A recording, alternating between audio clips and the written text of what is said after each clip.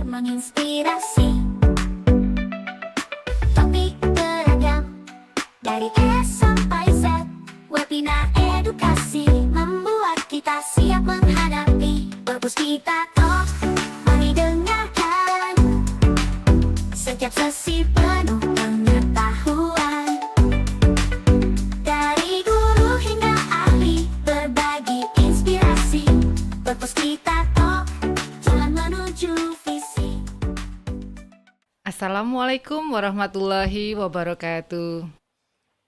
Selamat pagi sahabat Perpus Kita dimanapun berada, senang sekali. Hari ini saya Siti Nurrahmawati kembali menyapa sahabat Perpus Kita semua di satu acara yang insya Allah akan sangat menarik sekali. Webinar Perpus Kita Talk yang ke-39. Sahabat Perpus Kita, hari ini apa kabar? Sehat semua? Insya Allah selalu gembira, harus gembira ya. Ada yang sedih, ada yang galau, insecure, atau anxiety. Anak-anak sekarang suka sedikit-sedikit anxiety. Jangan ya Dek ya, sebaiknya jangan. Sedih boleh, baper boleh, tapi harus terukur supaya tidak stres. Terus ditanya gimana supaya tidak stres? Nah, menarik sekali. Ini akan sangat cocok dengan tema kita pada pagi hari ini, supaya tidak dikit-dikit stres, dikit-dikit anxiety, supaya mental health kita sehat, mental kita sehat. Tema kita pada hari ini adalah tentang pentingnya mental health. Dan seperti biasa kita akan ngobrol bersama, belajar bersama, menambah wawasan bersama narasumber yang pastinya keren dan expert di bidangnya. Di samping saya sudah hadir seorang psikolog, dosen juga. Beliau adalah Bunda Vera Imanti, Magister Psikologi Psikolog. Selamat pagi Bunda Vera, Assalamualaikum. Waalaikumsalam. Hari ini sehat? Alhamdulillah. Gembira? Pasti selalu gembira ya? Sudah tahu ilmunya pasti gembira selalu ya. Pagi ini kita akan membahas tentang mental health Bunda. Nanti kita tolong nih dikasihkan tips-tipsnya seperti apa itu pentingnya menguasai ilmu tentang mental health, bagaimana mengupayakan agar mental kita selalu health, selalu sehat. Iya, tapi sebelumnya sahabat Perpus Kita akan sedikit saya ingatkan untuk tetap stay tune di webinar ini sampai dengan akhir sesi nanti, karena akan banyak sekali manfaat yang bisa sahabat dapatkan. Salah satunya adalah mendapatkan diskon spesial 20% untuk berbelanja di Perpus Kita, yaitu dengan menggunakan voucher. Untuk bulan ini kode vouchernya adalah September Ceria. Sahabat Perpus Kita akan mendapatkan diskon 20% untuk membeli e-book secara langsung tanpa minimum pembelian dan tanpa ada batasan. Ya.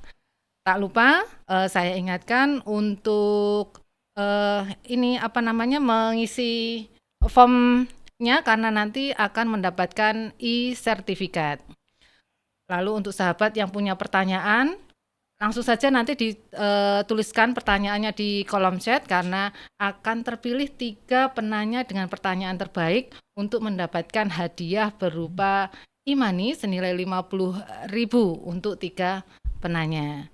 Nah, monggo silahkan nanti langsung dicantumkan aja pertanyaannya di kolom chat box.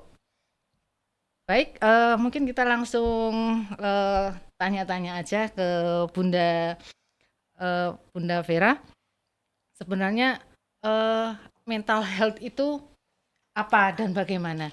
Mungkin kita akan khususkan lagi pembahasan kita pada hari ini untuk para guru. Kita kan tahu ya guru sekarang itu tugasnya luar biasa, handle siswa di kelas yang sedemikian banyak dengan beragam karakter, kemudian tugas administrasi yang Menumpuk. menumpuk, Betul. belum lagi nanti pulang ke rumah cucian menumpuk juga. Nah, itu pasti akan sangat menguras energi dan emosi mungkin ya. Monggo, kita pengen tahu apa sih sebenarnya mental health itu gitu apa ya. gitu. Oke, baik sebelumnya Bismillahirrahmanirrahim. Assalamualaikum warahmatullahi wabarakatuh. Waalaikumsalam. Terima kasih Bunda Siti atas pengantarnya gitu ya, karena tema kali ini yang ke-39 ya. Iya, Yang ke-39 membahas tentang kesehatan mental. Sepertinya isu-isu kesehatan mental ini sudah semakin marak ya, Iya. dan kalau bicara generasi Z ini sangat dekat dengan kesehatan mental gitu. Katanya orang bilang itu dikit-dikit kok kesehatan mental, katanya dikit-dikit kesehatan mental gitu mentalku ya. kena. Kena Kena mental mental. seperti itu. Jadi sebenarnya apa sih kesehatan mental? Jadi sebelum ke sana, Bunda, jadi kalau manusia itu kan terdiri dari fisik dan psikis.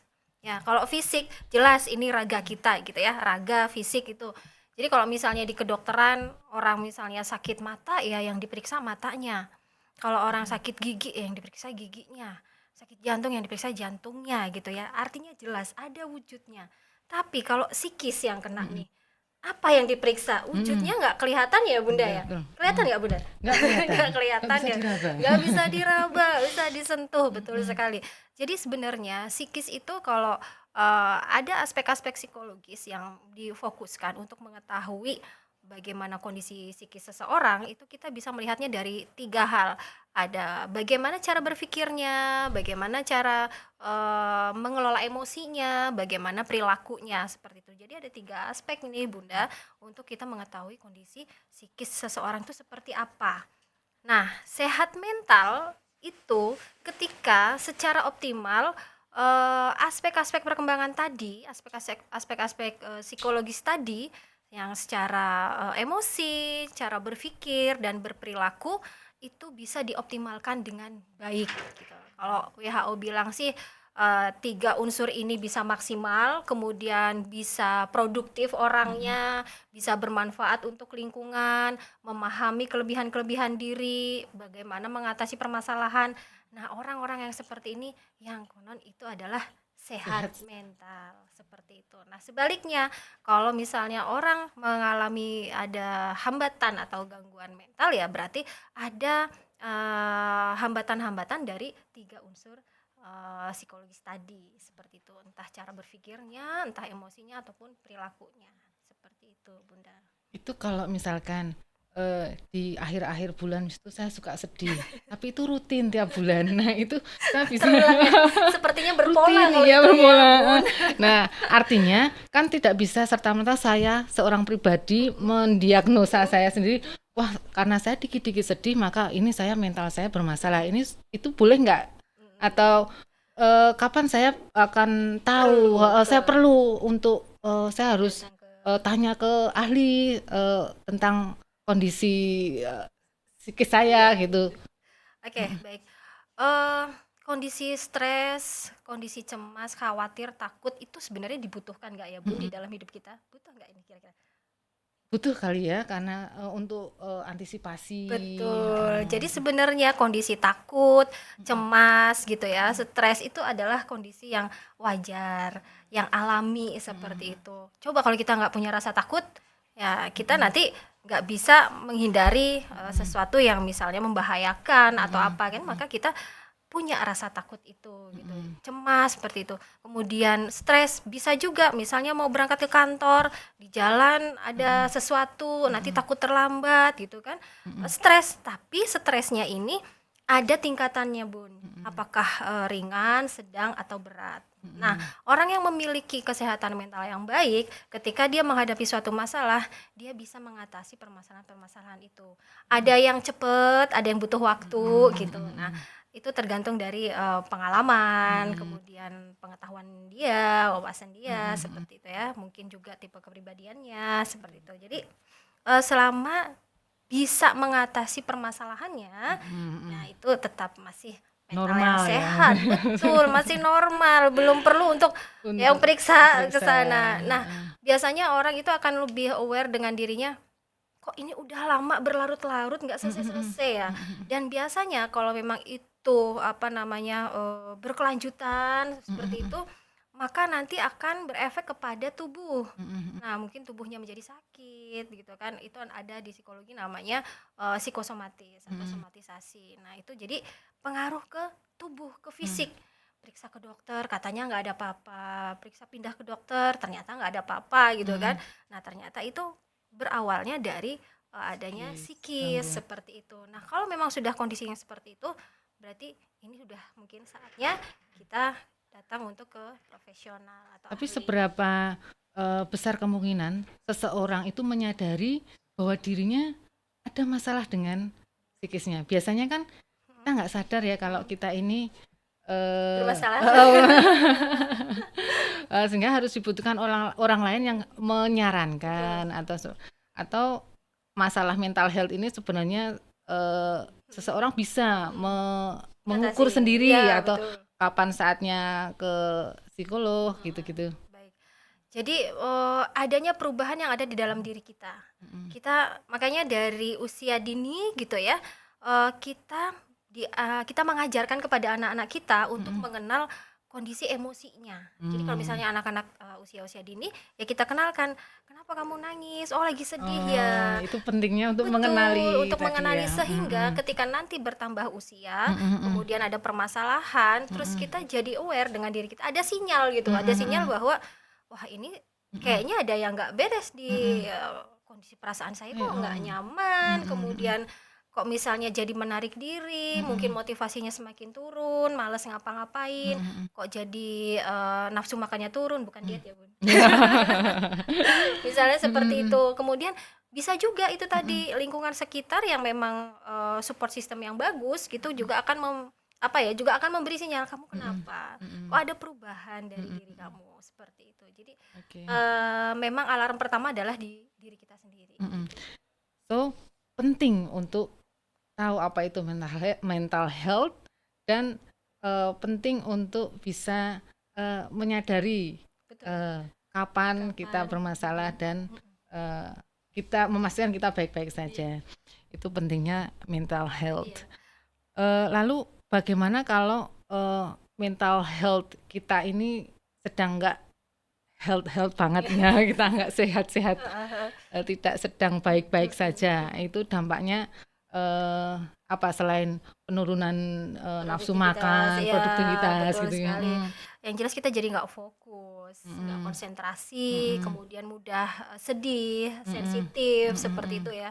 Kemudian karena tidak bisa konsentrasi dan fokus, akhirnya apa dikit kok jadi cepat nyimpulin, akhirnya cepat marah, misal seperti itu, baperan cepat itu ya akhirnya, baperan seperti itu. mhm, Jadi memang dampaknya banyak. Nah, mhm, menarik Bun karena mhm, di klien-klien saya ini kan banyak remaja juga ya. mhm, Banyak remaja dan trennya mhm, remaja-remaja ini justru aware terhadap dirinya gitu mhm, ya. Yang tadi saya bilang generasi Z ini mhm. memang sedikit-sedikit kesehatan mental, Terlalu tapi aware berarti ya? iya, tapi mereka akhirnya Mhm, apa ya mhm. kayak ada yang tolong anterin aku ke psikolog, aku pengen Mmm, curhat iya gitu. iya iya, Jadi heeh datang ke heeh. tempat kami, bapaknya di luar nungguin, anaknya di Mhm dalam. Ada mhm juga, "Mah, aku mau ketemu psikolog, aku mhm, pengen banget cerita ke mhm, psikolog."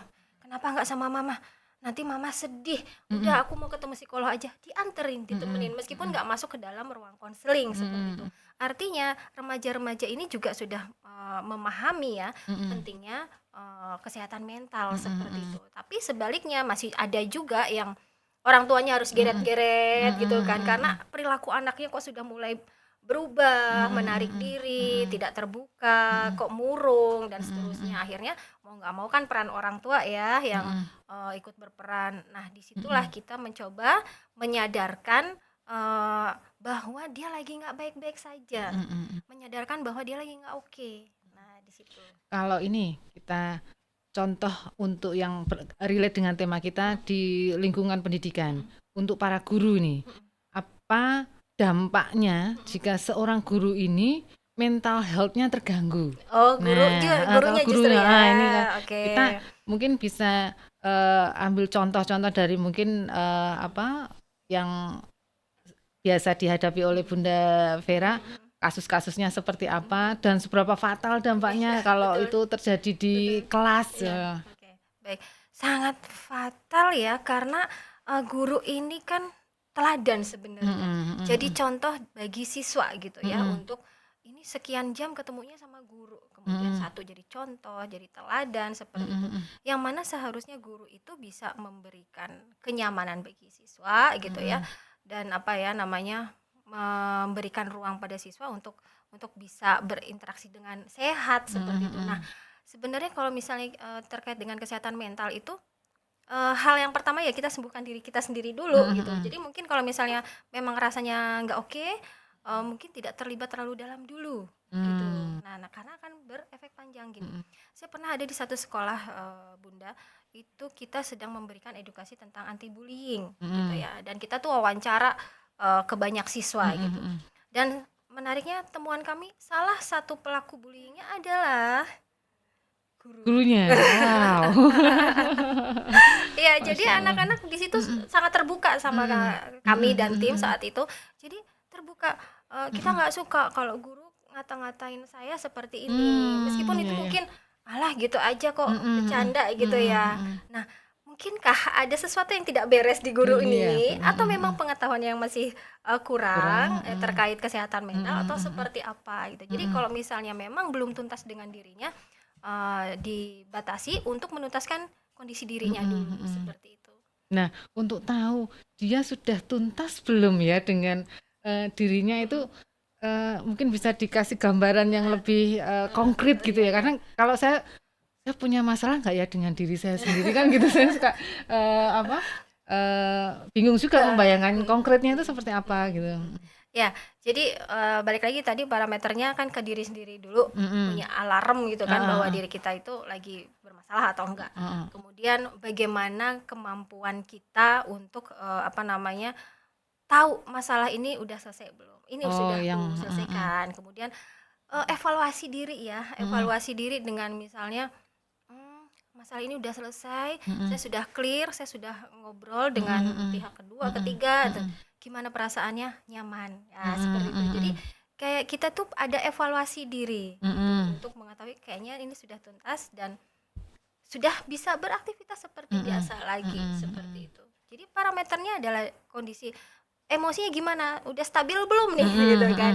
Ya naik turun itu kan wajar, tapi kalau grafiknya turun terus gitu kan, wah ini udah nggak beres nih gitu. Kemudian gimana perilaku ke siswa misalnya, udah marah kamu, udah tersinggung kah, salah dikit diomelin misal seperti itu. Wah ini juga pertanda kan seperti itu. Jadi balik lagi ke diri kita sendiri sebenarnya gitu. Lalu kalau membahas tentang faktor penyebab nih, kenapa kok mental health itu tadi ya munculnya masalah-masalah karena mungkin kita belum sempat mengevaluasi diri ya.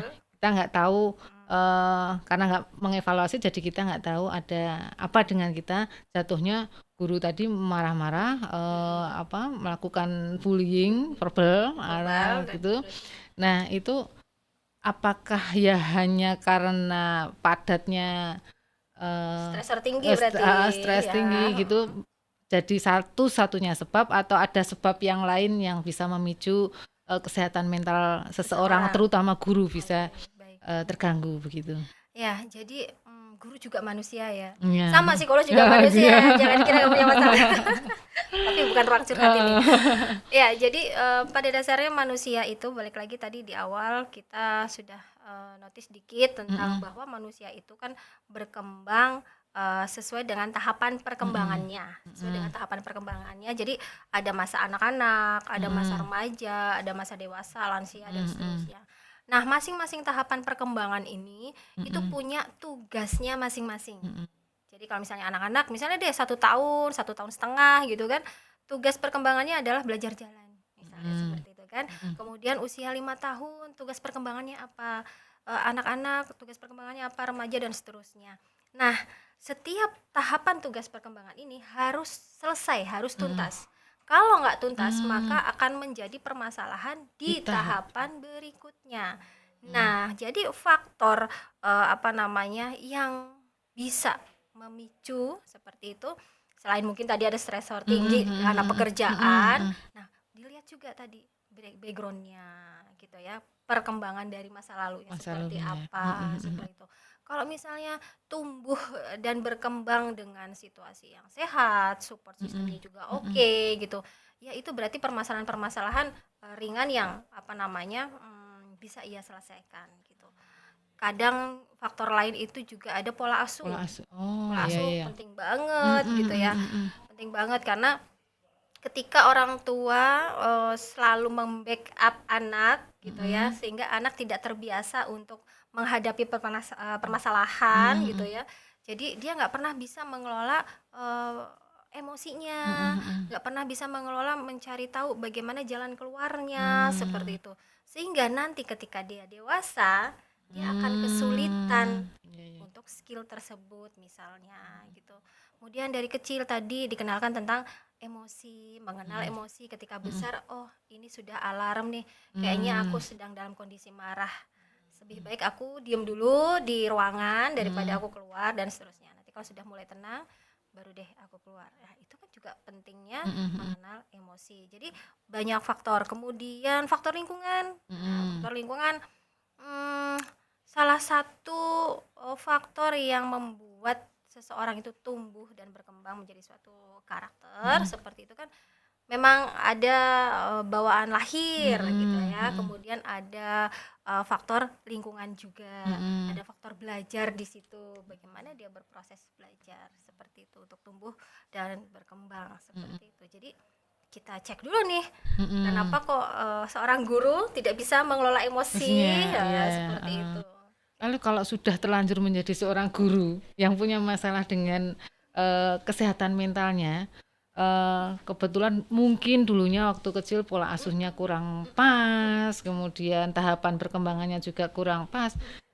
Kalau udah terlanjur gitu, penanganannya seperti apa? Gitu ya. Ya, Baik, kalau memang dirasa dia selalu kesulitan untuk menghadapi permasalahan-permasalahan dia dan itu satu belum selesai ada lagi dan itu nggak pernah tuntas, ya sudah berarti itu udah saatnya untuk datang ke psikolog misalnya untuk melakukan konseling. Nanti akan diberikan treatment atau terapi-terapi yang bisa membantu dia lebih mengenal dirinya itu seperti apa, lebih mengenal potensi dirinya seperti apa, lebih bisa menerima kondisi dirinya itu yang seperti apa. Ini loh, kamu tuh punya potensi di sini, ibu punya kelebihan di sini, mungkin di sini masih kurang aspeknya, tapi di aspek lain itu bisa apa namanya bisa di cover atau seperti apa gitu. Jadi kalau misalnya sudah berulang dan sulit untuk apa namanya menyelesaikan permasalahannya, ya maka sudah saatnya datang Oke. ke psikolog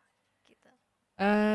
Baik, ini tampaknya saya harus membacakan salah satu pertanyaan dari sahabat perpus kita ini. Yang pertama, nanti mohon dijawab ya Bunda Vera. Dari Elvis. Assalamualaikum, saya Elvis. Kebetulan saya adalah kurikulum di sebuah SD swasta di mana banyak sekali kegiatan dan full day sekolahnya. Nah, saya cukup terbebani dengan guru-guru muda. Guru-guru muda yang baru kami rekrut saat tahun ajaran baru. Saya berpikir mereka kurang siap dengan tuntutan sekolah kami yang padat, sehingga belakangan mereka sering izin untuk tidak hadir. Dan apabila saya nasihati, mereka hanya iya-iya saja.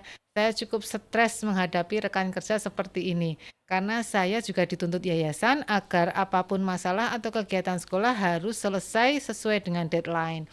Saya cukup terbebani untuk hal ini sampai terbawa ke rumah terkadang. Apakah saya sedang dikatakan terganggu mentalnya? Karena saya benar-benar kepikiran. Wah, ini pertanyaannya bagus sekali. Ini dari Elvis. Ya, mungkin satu dulu kita coba kupas tuntas Ya. ini, Bunda Vera. Jadi malah kondisi gurunya ini Iya. ya, kondisi Mikirin guru lain. baik.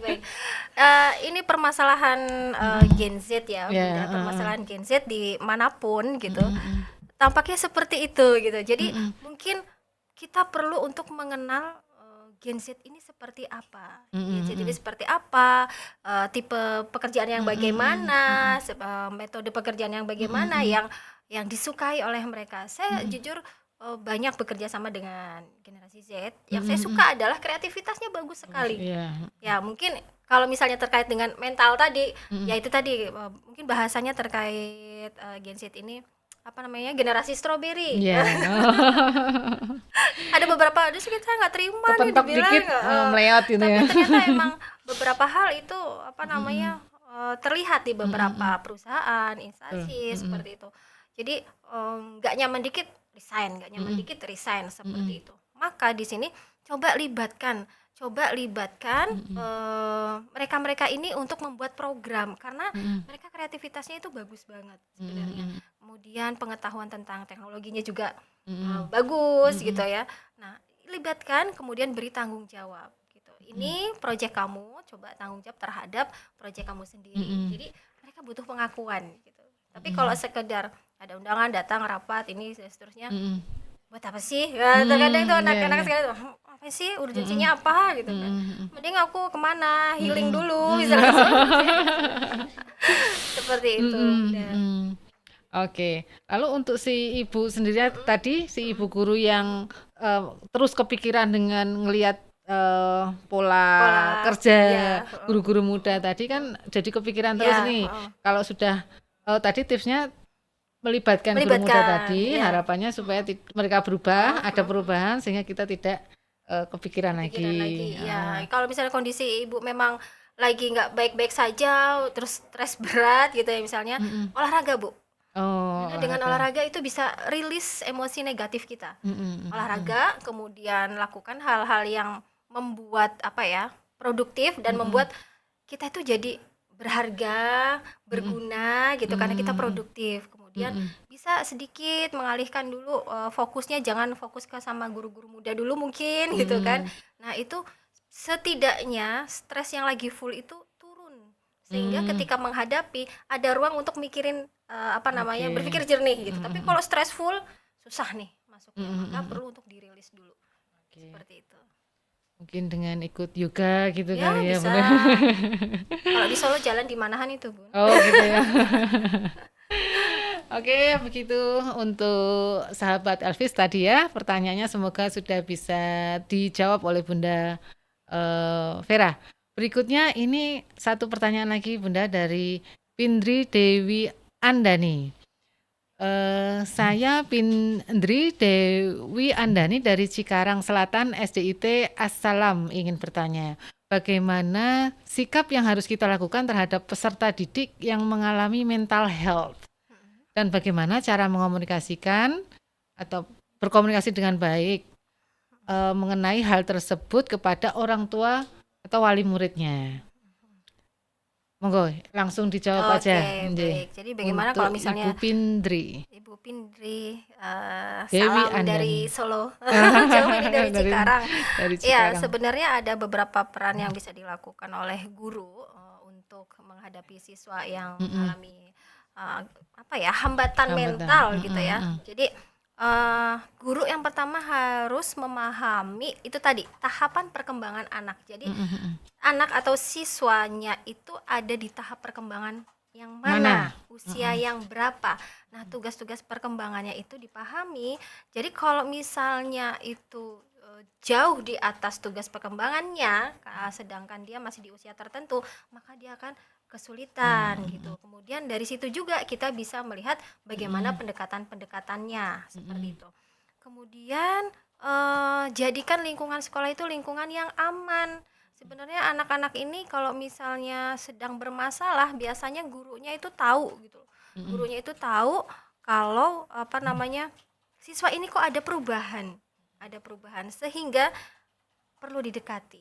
Nah, siswa-siswa ini atau anak-anak remaja, siswa ya saya nggak tahu ini siswa kelas Mhm. berapa, SD ya tadi ya? Mhm. Nah, siswa-siswa ini butuh Mhm. tempat yang dia percaya. Mhm. Makanya, kolaborasi komunikasi antara sekolah, guru, orang tua, dan murid itu penting banget gitu. Untuk mengetahui background, apakah dia bermasalah karena pola asuhnya, apakah dia bermasalah dengan temannya mm, atau lingkungan sekolahnya. Nah, maka perlu dicari tahu mm, supaya anak ini merasa bahwa sekolah itu mm, menjadi tempat yang nyaman untuk mm, percaya dan curhat mm, gitu. mm. Nah, dari situ kan sedikit demi sedikit kita masuk gitu ya Masuk ke ya. siswa.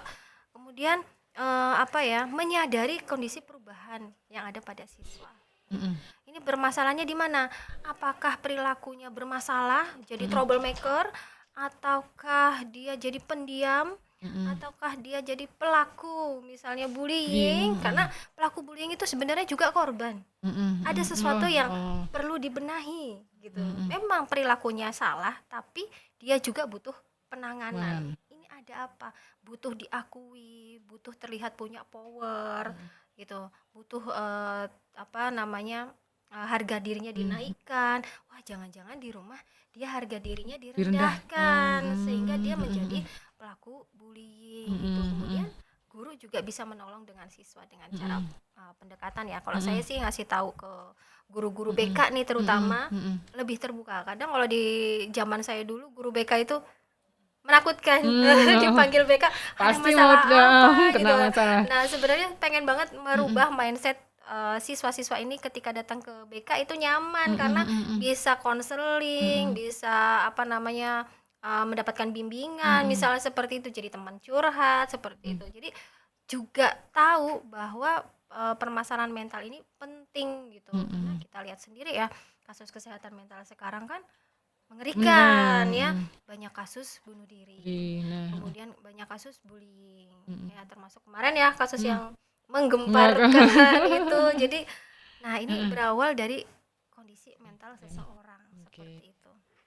baik, ini tampaknya penanya sangat banyak sekali. Ini saya akan terus bacakan pertanyaan-pertanyaan dari sahabat perpus kita ya Bunda ya. Tadi untuk ini berikutnya untuk Ibu Pindri tadi alhamdulillah sudah dijawab langsung oleh Bu Vera, semoga bisa tercerahkan. Berikutnya ini dari Novi, guru di SD Cianjur. Mengapa kesehatan mental guru sangat penting, di mana berperan dalam memengaruhi efektivitas dan kualitas pendidikan yang mereka berikan kepada para siswa. Selain itu penting bagi para guru untuk merawat diri sendiri dengan menjaga keseimbangan antara pekerjaan dan kehidupan pribadi, berpartisipasi dalam aktivitas yang meningkatkan kesejahteraan mental, dan mencari bantuan jika diperlukan. Terima kasih. Ini menanyakan, oh ini komentar ya mungkin ya. Oke, kita lanjut ke sahabat kita Vera Natalia. Assalamualaikum, saya Vera Natalia, guru honorer di Kota Rembang. Jauh-jauh sekali ini. Saya sudah mengajar sekitar 3 tahun di sekolah dasar. Akhir-akhir ini saya menyadari bahwa banyak siswa saya menunjukkan tanda-tanda stres dan kecemasan. Beberapa murid saya sering absen, juga menunjukkan perilaku agresif atau menarik diri dari teman-temannya. Sebagai seorang guru yang peduli, saya merasa bertanggung jawab untuk membantu. Namun upaya saya menerapkan program kesehatan mental di sekolah menghadapi banyak tantangan.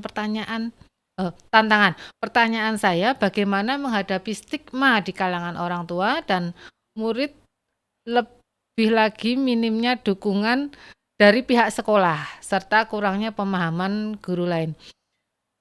Sekolah khawatir bahwa terlalu banyak fokus pada kesehatan mental akan menambah beban pekerjaan yang sudah berat. Nah, menarik ini. Iya. Banyak sekali tantangan yang dihadapi oleh Ibu Guru Vera Natalia ini dalam upaya meningkatkan kesehatan mental di sekolahnya. Barangkali ada tips yang gitu, Bunda Vera. Iya, sedih ya kalau misalnya lingkungan itu belum peduli Betul. terhadap kesehatan mental seperti itu. Karena benar-benar penting banget, apalagi ketika misal ada seseorang yang sedang mengalami drop down gitu ya, sedang mengalami ada kondisi-kondisi yang nggak nyaman, kemudian ada komentar-komentar dari lingkungan, alah gitu aja kok dipikirin sih, udah deh Manja banget. banget sih, itu aja nggak bisa diselesaiin gitu kan.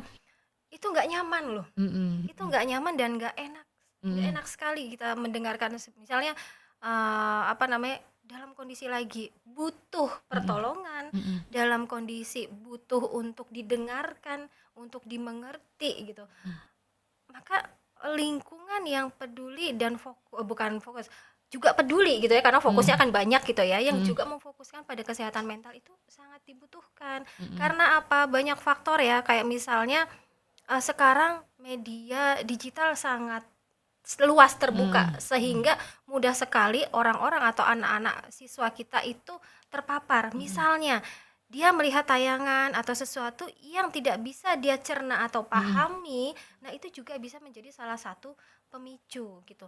Nah, ketika siswa ini sedang mengalami kondisi mental yang tidak baik-baik saja, disuruh fokus belajar, mencapai prestasi, sampai kepada target-target sekolah, itu kan sulit Mhm. meraih Mhm. ke sana. Iya, Kenapa? Produktivitasnya juga akan turun. menurun Mhm. begitu. Dan gak nyamannya lagi ini dari testimoni para Mhm. klien ya Mhm. yang mengalami hambatan Mhm. kesehatan mentalnya seperti itu. Jadi mental yang sedang bermasalah itu sangat tidak nyaman. Kenapa? Banyak self harm, menyakiti Untuk diri diri sendiri. sendiri. Kenapa? Ketika saya tanya kepada klien-klien saya, "Kenapa kamu menyakiti diri sendiri?" "Karena saya cari sakit, Bu," katanya. Supaya diperhatikan? Bukan, Bukan? Oh. bukan capernya, Heeh, tapi heeh. kalau sakit fisik Mhm. kelihatan, jatuh ada luka berdarah, oh ini Oh. loh yang namanya sakit, ini sakit Heeh, kelihatan heeh, heeh, secara heeh. fisik. Iya. Tapi kalau mentalnya kan tadi nggak kelihatan, dadanya rasanya sesak, kepala rasanya pusing, Mmm. ini diapain, ini apa toh, kan kayak gitu Mhm. ya. Mhm.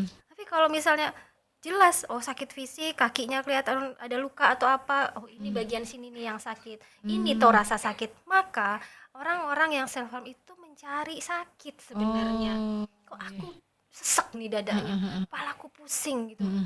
gak enak banget ketemu orang, wah kayaknya udah dunia tuh gelap gitu Mhm. ya. Mhm. Mhm. Maka dia mencari sakit, Mhm. ini sakit, terus yang Mhm. aku alami apa, rasanya kayak mau meledak gitu, kayak Mhm. Mhm. mengakhiri aja nih semuanya Mhm. gitu. Jadi ini sangat penting, maka Mhm. Bu Vera bisa berkomunikasi dengan apa namanya, mungkin dimulai dari orang-orang yang peduli dulu sama Mhm. apa namanya, gerakan kesehatan mental ini. Mungkin ada guru-guru sebagian yang care atau peduli, Mhm. fokus juga terhadap isu-isu kesehatan mental, kemudian Mhm. membuat sesuatu kecil-kecilan dulu gitu. Jadi yang sekiranya tidak akan mengganggu pekerjaan Mhm. Tidak lain gitu menambah ya, beban pekerjaan. tidak menambah beban pekerjaan, tapi terlihat dampaknya kepada siswa. Mhm. Kemudian komunikasi dengan orang tua itu juga tidak mudah, Mhm. apalagi kalau misalnya siswa yang mengalami ada hambatan kesehatan mentalnya, Mhm. itu berangkatnya dari rumah dan orang tua itu tidak Menyadari. menyadari gitu kan, masa dari saya di rumah baik-baik saja gitu Mhm. kan. Karena banyak sekali kasus kayak kemarin minggu lalu saya juga mengisi di salah satu sekolah Bunda, Mhm.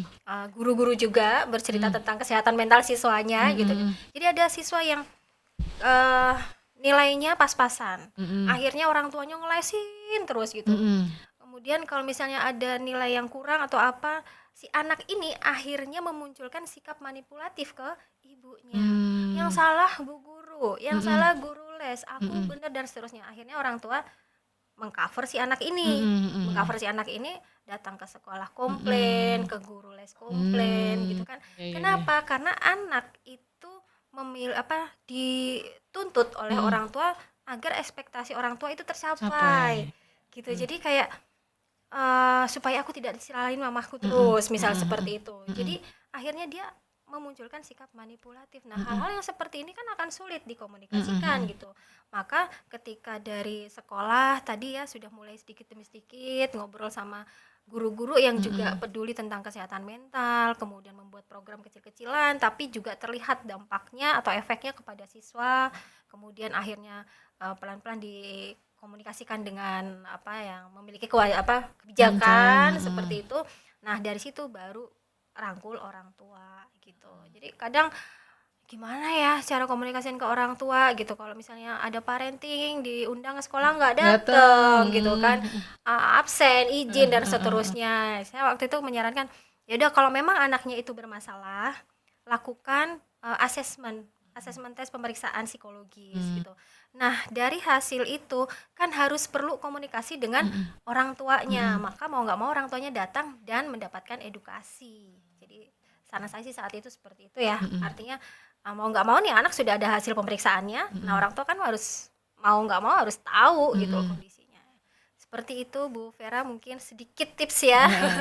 Intinya Bu Semoga Vera nggak boleh sukses ya. gampang menyerah, Ya, harus pelan-pelan tapi ayo kita pasti sama-sama berjuang. rangkul dari yang sedikit, circle yang kecil dulu mungkin ya, Betul. nanti pelan-pelan insya Allah bisa menjadi Dengan gerakan yang lebih menunjukkan massal. memang ada hasilnya Hasilnya, nih gitu. Salah satunya webinar seperti ini kan gerakan kesehatan mental juga betul. seperti itu. Oke, kita lanjut ke penanya berikutnya dari sahabat kita, Afta. Permisi Ibu, izin tanya bagaimana pihak sekolah dapat menyeimbangkan kebutuhan untuk menjaga kesehatan mental guru dengan tuntutan administratif yang seringkali memperburuk tekanan kerja mereka. Bagaimana penerapan program kesehatan mental bagi para guru dapat disesuaikan dengan kebutuhan individu tanpa menciptakan ketimpangan atau perlakuan yang tidak adil di antara sesama guru di satu sekolah. Oh, gitu. Nah, ini gimana? Karena tuntutan administrasi Iya, seorang guru itu banyak sekali. Itu aja ngurus itu udah stres tersendiri. betul. Bagaimana menyeimbangkan itu kebutuhan menjaga kesehatan dengan tugas-tugas yang Berikan. diberikan. Ya, ini membutuhkan banyak pihak sih, Bun. Mm-mm. Tidak hanya diri sendiri yang harus bisa memanajemen waktu dengan baik. Jadi manajemen waktunya harus baik, kemudian manajemen emosinya juga harus baik gitu kan. Aduh, ideal banget sih hidup. Ideal banget ya hidupnya seperti itu. Tapi sedikit demi sedikit kalau misalnya itu sudah mulai tertata, insya Allah jalannya juga cukup meringankan ya, supaya stresornya turun itu tadi. Kemudian saya bilang tadi tidak hanya dari diri sendiri, tapi juga misalnya support system. Jadi misalnya keluarga yang support, oh ini lagi misalnya bunda lagi lembur nih gitu, maka mungkin anak bisa kolaborasi dengan ayah bekerja sama, atau sebaliknya ayah lagi lembur di rumah misalnya dan seterusnya. Jadi memang butuh banyak pihak seperti itu. Tapi yang utamanya tetap ada porsi untuk diri sendiri, jangan full banget karena kebalik ya kalau misalnya kita hidup untuk pekerjaan atau pekerjaan untuk hidup. Nah, jangan sampai seperti itu. Jadi tetap ada porsinya gitu. Atur jadwalnya, komunikasi diperbaiki, mungkin dengan pasangan, mungkin dengan anak-anak gitu ya. Kemudian kalau misalnya ada tim gitu, ada tim teaching mungkin ada nggak ya kalau di sekolah, tim teaching gitu ya, bisa kolaborasi seperti itu. Memang PR memang ini PR kita semua, saya juga pengajar dan administrasi juga memusingkan, betul gitu. Tapi tetap ya itu tadi, salah satu tips yang paling ringan ada olahraganya. Iya. Jadi minimal yang stres tinggi itu bisa berkurang lah sedikit untuk tempat kita supaya bisa bernafas gitu. Baik. Jadi intinya diatur jadwalnya, atur polanya, atur prioritasnya gitu ya, betul. barangkali supaya kita bisa mengatur keseimbangan tadi. Baik, ini berikutnya masih dari sahabat Purpose kita menanyakan sebuah pertanyaan dari Siti Anissa Rohmah. Perkenalkan, saya Siti Anissa Rohmah, guru SDIT Assalam. Mohon izin untuk bertanya bagaimana cara menegur anak agar tidak sampai melukai peserta didik yang ada kemungkinan mempunyai kesehatan mental yang sedang terluka. Nah, cara menegurnya ini supaya tidak makin bikin sakit nih, anak sudah kedeteksi ada gangguan kesehatan nih tampaknya. Jadi bagaimana menegurnya ya, mendekatinya seperti itu. Ya, kalau misalnya di dalam kelas, maka sebaiknya jangan di dalam kelas, jangan di banyak orang, karena itu akan bisa melukai harga dirinya, semakin down lagi nanti gitu. Maka sediakan waktu untuk berdua seperti itu. Kemudian kita juga memvalidasi kondisi emosinya Bunda. Jadi misalnya kalau misalnya ini anak-anak kadang sulit ya, bahkan remaja itu kadang masih ada yang sulit. Apa sih yang kamu rasakan itu kan kadang masih sulit, nggak tahu nih apa ya rasanya, kadang sedih kadang sebel misalnya seperti itu. Nah, kita bantu untuk memvalidasi kondisi emosinya. Caranya ya kita cari tahu apa yang dirasakan. Kalau anak-anak saya biasanya pakai termometer emosi, Bunda. Hmm. Jadi kayak kita sajikan gambar yang kayak emoticon yang ada di WA itu, kemudian kita tanya, "Pagi ini kamu yang mana kondisinya?" Dia akan menunjuk. "Oh, kamu lagi senang ya hari ini?" "Alhamdulillah," misal gitu. Jadi tidak langsung ngejudge, tidak langsung menasehati, tapi kita coba masuk dulu, dengarkan dulu, gitu. Jadi kita cari tahu apa yang dia pikirkan, gitu. Karena kita perlu tahu dia tuh sudut pandangnya dari mana sih, cara berpikirnya seperti apa sih, gitu. Nah, maka kita memberikan kesempatan kepada siswa untuk atau anak itu untuk terbuka dulu, cerita dulu ke kita. Kalau kita misalnya memahami, dia akan nyaman, maka trust-nya akan muncul. Si anak ini akan trust kepada guru tersebut gitu.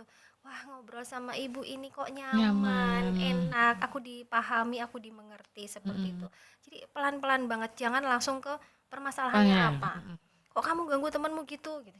Dan itu mungkin akan butuh waktu yang Ya, tidak instan tidak ya. instan ya. Bisa artinya dalam proses menegur tadi bisa sampai Ya, berhari-hari kah?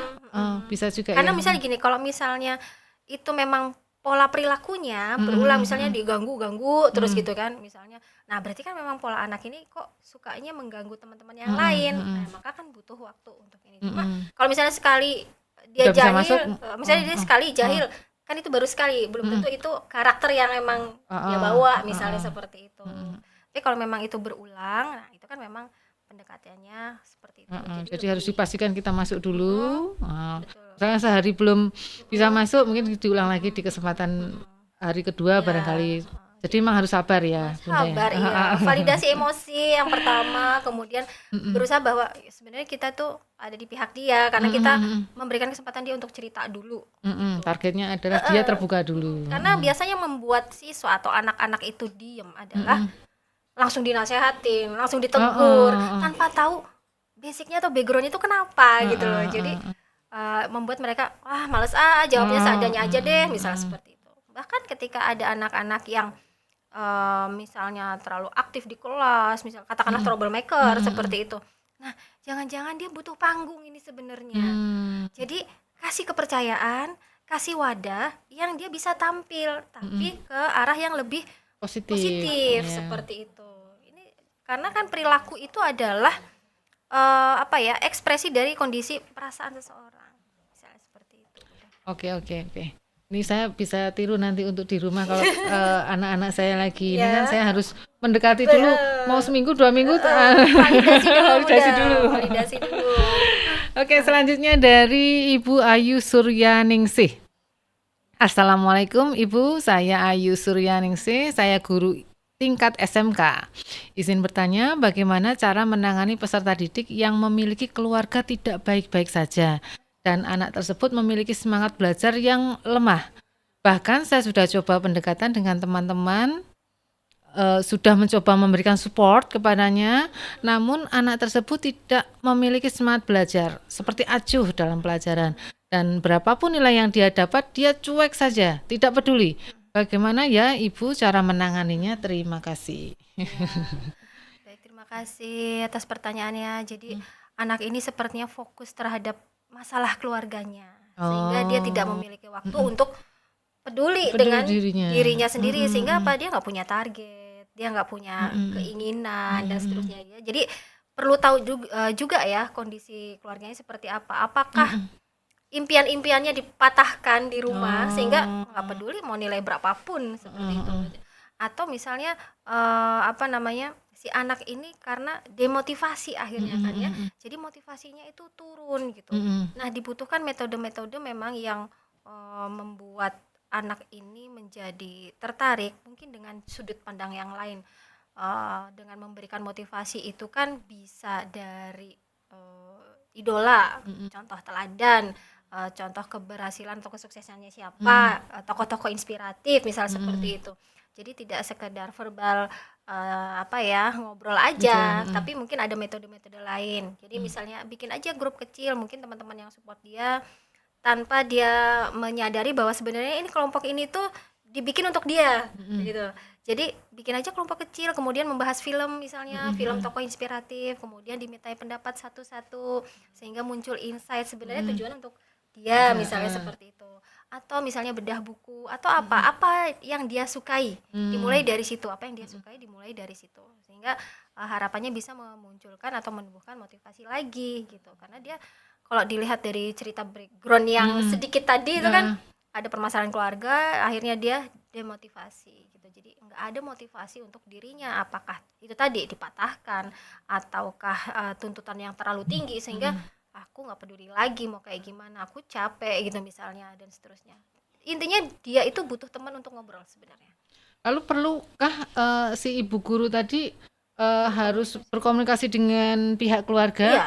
untuk mencari tahu Betul. sebenarnya masalahnya itu yang kayak gimana dan penanganannya seperti apa? Atau minimal home visit untuk Oh, mengetahui home visit, kondisi keluarganya seperti apa, sehingga guru ini menjadi ada gambaran atau pola Penanganannya ya. ya pola penanganannya dan pola asuh di rumah nih kayak apa gitu, bagaimana dia menilai si anak ini, bagaimana orang tua mengasuh anak ini, bagaimana perlakuan keluarga terhadap si anak ini, itu kan jadi tergambar ketika guru ini home visit Home visit, iya, seperti iya. itu. Jadi ini jadi sebab akibatnya ketemu seperti itu. Oke. Demikian tadi untuk Ibu Ibu tadi yang atas Ibu Ayu, Ayu. ya Ibu Ayu Suryaningsih.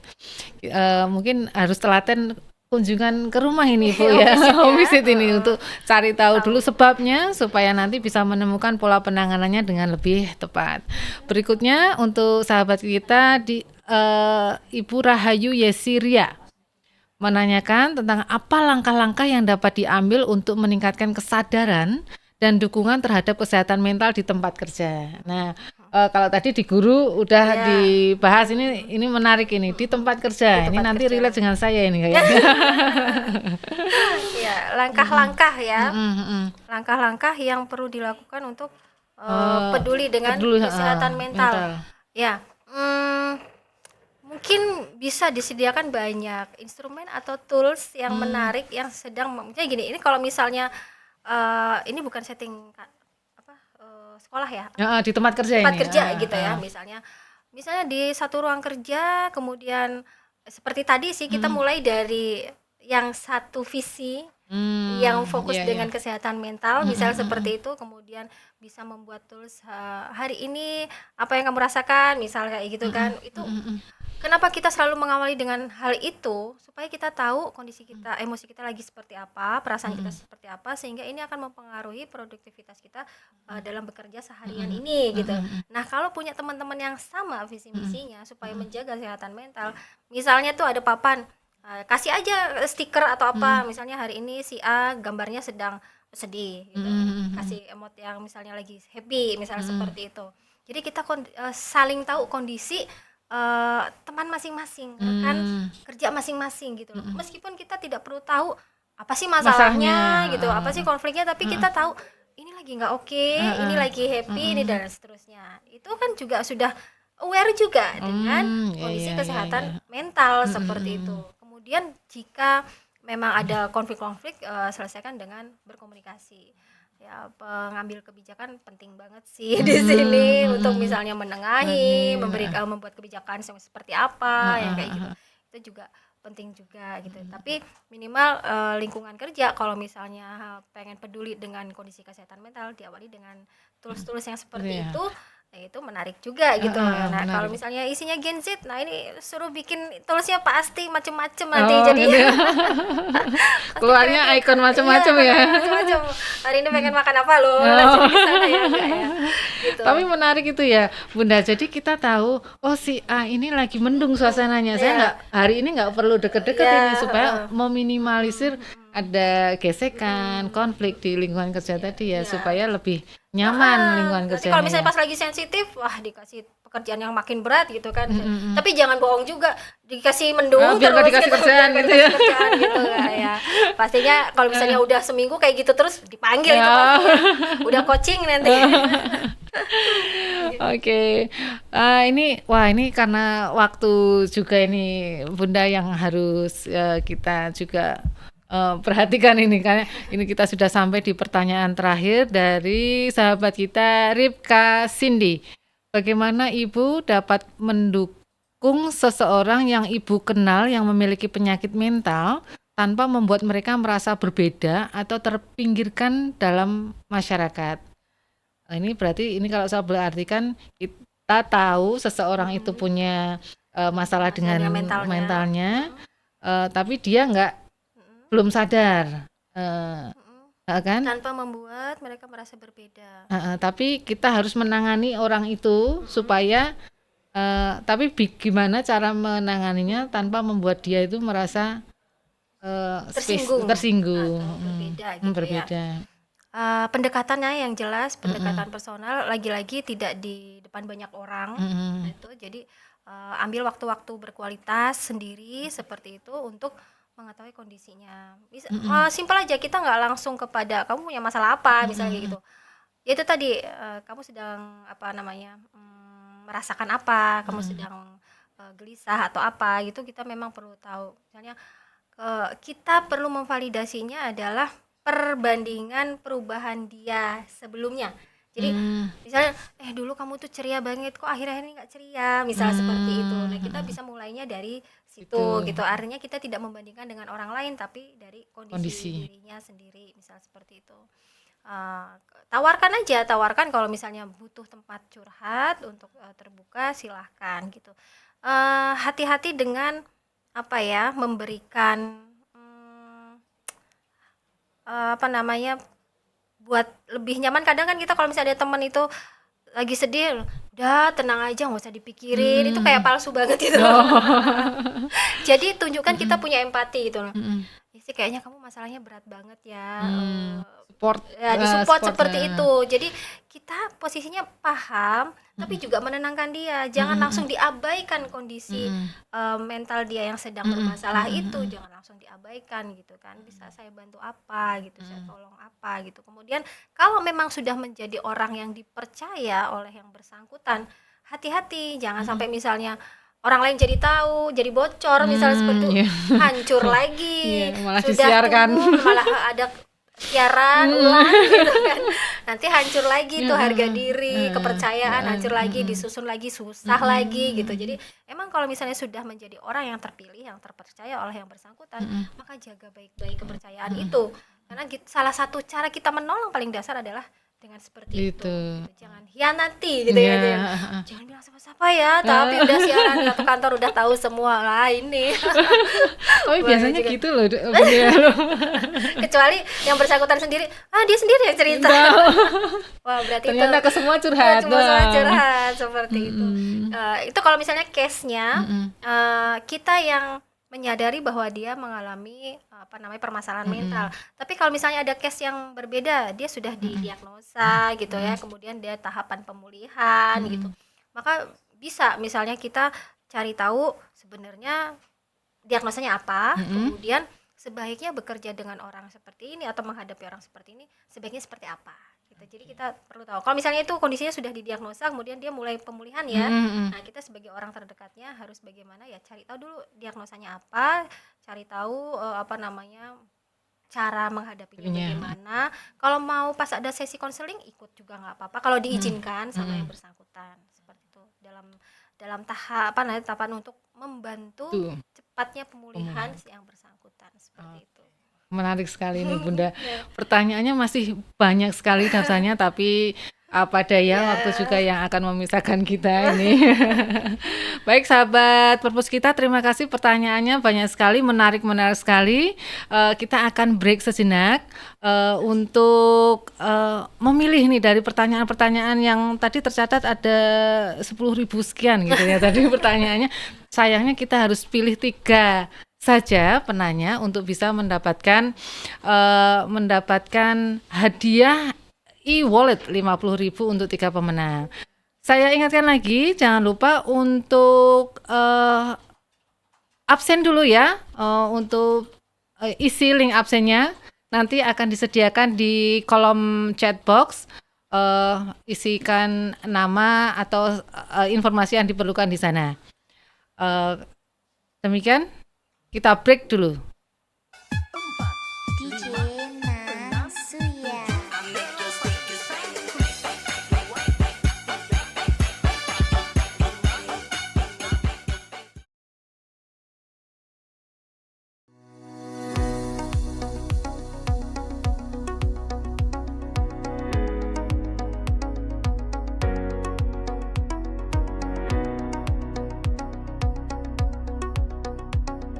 Halo Ayah Bunda, selamat datang di Puspa Holistic Integrative Care, klinik tumbuh kembang terbesar dan terlengkap di Kota Solo. Di sini, kami menyediakan berbagai layanan untuk mendukung tumbuh kembang Ananda. Di antaranya, layanan keterapian, layanan asesmen terpadu, layanan konsultasi tumbuh kembang bersama para ahli, hingga pengembangan minat dan bakat Ananda tercinta.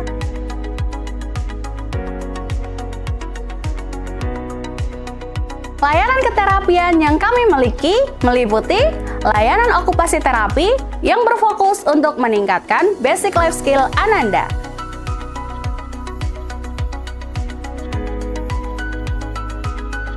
Layanan terapi bicara yang berfokus untuk meningkatkan kemampuan bicara Ananda.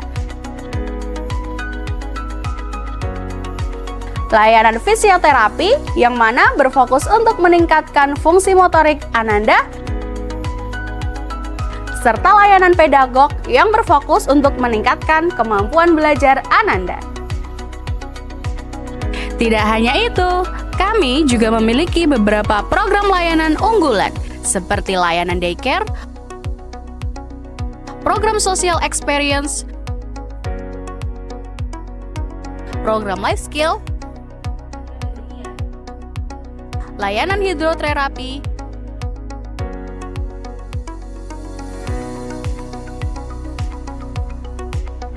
dan baby spa.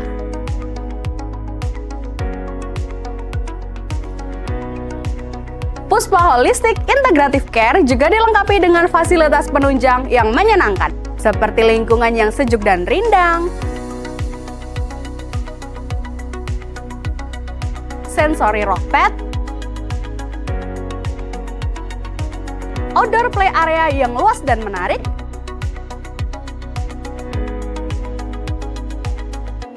trek sepeda,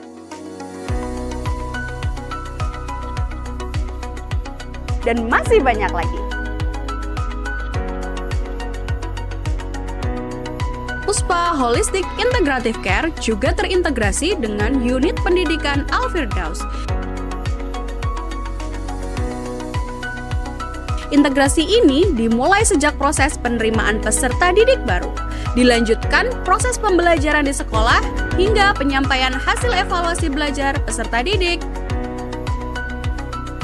Terima kasih telah mempercayakan Puspa Holistic Integrative Care sebagai mitra dalam tumbuh kembang Ananda. Mari bersama mendukung tumbuh kembang optimal Ananda tercinta. Let's play, learn, and grow together with Puspa.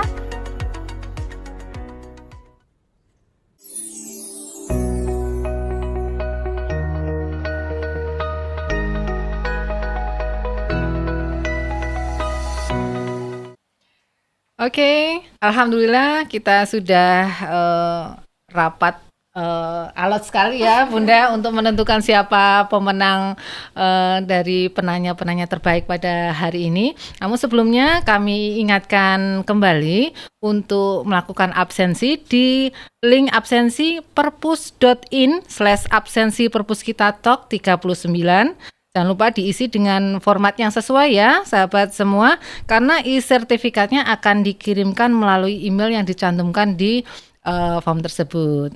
Oke, sudah siap untuk cari tahu siapa 3 pemenang e-walletnya? Bunda Vera bacakan Boleh. pemenangnya tiga Tiga sahabat pemenang. purpus kita yang Baik. beruntung pada kesempatan pada hari ini. Monggo siapa saja ini? Yang beruntung ada Ibu Elvis. Yeay. Selamat, Ibu Selamat. Elvis. Kemudian ada ibu yang namanya dengan saya sama. Ah. Ada Ibu Vera. Yeay. Selamat. Dan satu lagi pemenangnya ada Ibu Ayu. Ayu Ya, Suryaningsih Ayu ya. Suryaningsih, Iya. ya. Selamat. Oke, selamat untuk Ibu Elvis, Ibu Vera dan Ibu Ayu. Nanti mohon bisa langsung menghubungi tim kami di Puspita CS Online Perpus kita di 0811 2545 333 atau nanti bisa kontak-kontakan lewat chatbox bisa nanti.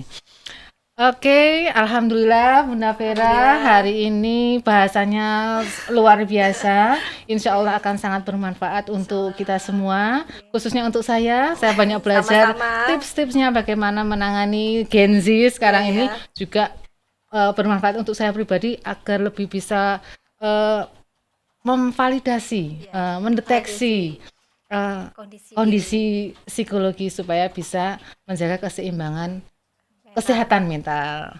Alhamdulillah sampai jumpa di lain kesempatan Bunda Vera. Sama-sama. Sehat selalu.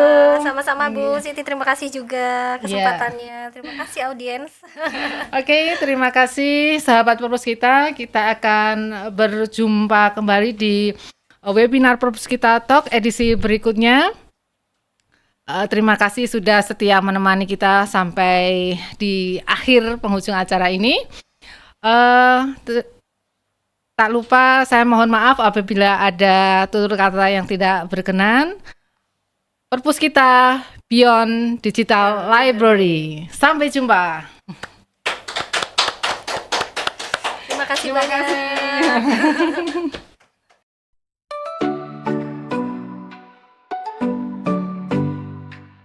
Di layar kaca, ilmu bersinar. Purpose kita Talk hadir menginspirasi. Topik beragam dari